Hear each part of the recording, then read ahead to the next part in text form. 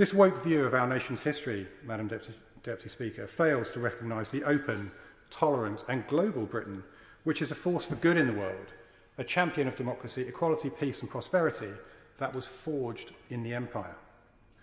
Their mission is to destroy the accepted sense of Britain in order to impose a countervailing ideological perspective, because if you delegitimise the one, it is possible to legitimise the other. And of course, there is no better way to achieve this than to topple the towering heroes on which British history balances. For example, left-wing efforts to paint Churchill as a racist or an attempt to warp our country's memory of the Second World War. And it's against this backdrop that we see a sudden push from some quarters to question the legitimacy of the statues, monuments, and even the road names of certain parts of our country. Chief amongst these, of course, is London. Our capital city has always been the political, governmental, financial, and cultural centre of our country, and it therefore has many historic monuments. Unfortunately for London, it also has a mayor who has never wasted a moment to ingratiate himself with woke activists. Within days of the protests in central London last summer, Sadiq Khan announced that he would be creating a commission for diversity in the public realm. Staggeringly, for a man who constantly pleads poverty when it comes to carrying out his core functions of building houses, running the transport system or keeping people safe on the streets, Sadiq Khan has set aside £1.1 million of taxpayers' money for this exercise. He claims that the commission is about putting up more monuments for historically significant black and ethnic minority figures and to aid public understanding. And this is indeed a worthy aim. But he rather let the cat out of the bag when asked last June whether he thought the commission would lead to statues being removed, and his reply was, "I hope so." The Mayor's desire to rewrite history is underlined in the application pack for people aspiring to be on the commission. In it, the Mayor states, "Our statues, street names, memorials and buildings have left a distorted view of the past." And he goes on to call for the Commission to further the discussion into what legacies should be celebrated. The terms of reference for the Commission stated that there will be, and I quote, "a fair and transparent recruitment process, resulting in a group of 15 Commission members, in addition to the 2 co-chairs, with broad-ranging knowledge, expertise and lived experience relevant to the work of the Commission." Anyone who takes this at face value is either spectacularly naive or they've not been following the development of Sadiq Khan's mayoralty. In February of this year, the membership of the Commission was announced, and it is fair to say that it removed any pretence that it will produce an impartial and objective historical worldview. One of the commissioners has already been forced to resign for anti-Semitic comments he made in the past. Of the remaining commissioners, one has said, and I quote, "The UK is evil. It is the common denominator in atrocities across the world and is responsible for white supremacy everywhere." Another said, "Boris Johnson is an out-and-out complete," and then, Madam Deputy Speaker, he uses an obscene 4-letter word beginning with C, "who is overtly racist." He then goes on to express support for defunding the police. A third claimed last year that the concept of race was created by white people in order to give them power over non-white people. When setting up this commission, the Mayor claimed the membership will be representative of London's diversity. Diversity of what? Certainly not diversity of thought or of political opinion. These people are hand-picked, hard-left political activists.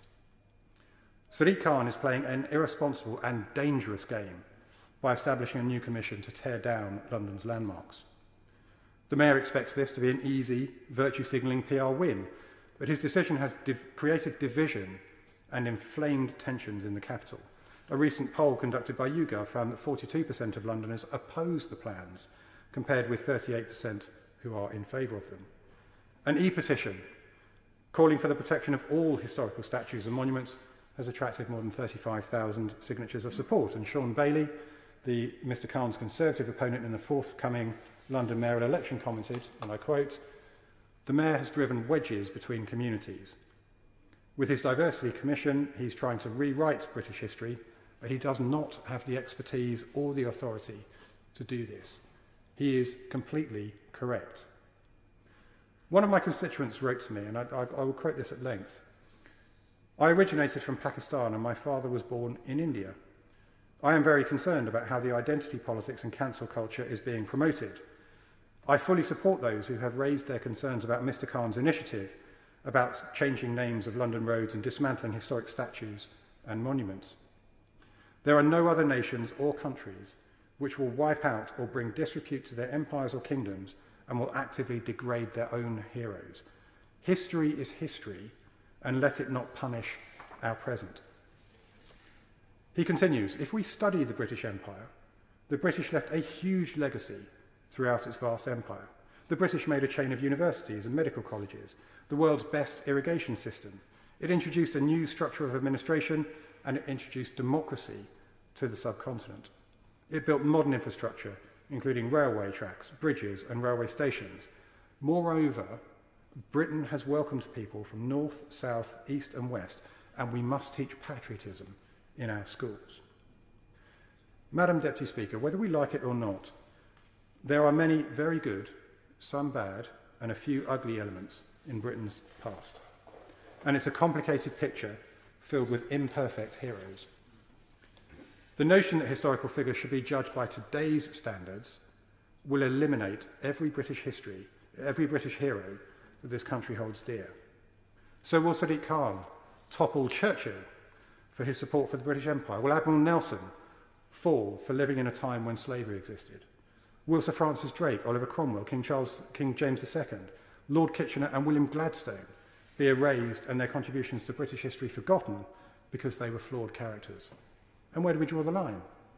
Should Gandhi's statue be removed because he believed that Indians were racially superior to Africans?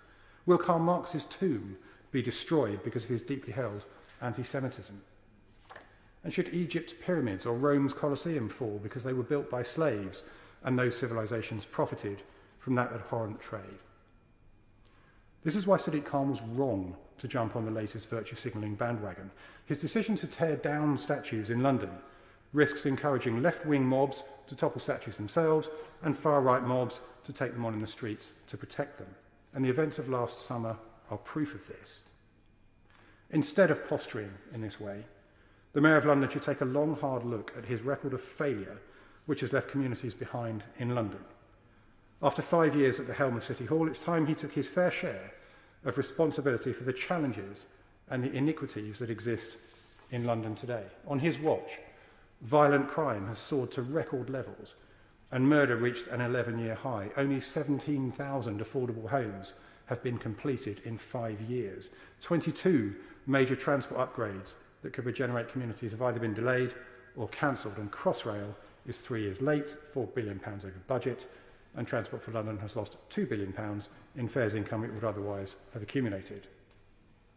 The sad truth is that London has been saddled with a mayor who is not especially interested in the core functions of his role. There is no virtue that he won't signal, no passing bandwagon that he won't jump on, and no gallery that he won't play to, in his never-ending attempt to ingratiate himself with the latest trend on Twitter. Madam Deputy Speaker, pandering to woke activists in this way is deeply disturbing. The moves are illegitimate and dangerous. They will do nothing for inclusiveness. Instead, they will foster bitterness and resentment on all sides. We must not go down this route. If the Mayor of London insists on pushing ahead with this deeply divisive, virtue signalling exercise, then I believe that the government should step up to protect our national heritage and explicitly strip him of the power to dismantle it.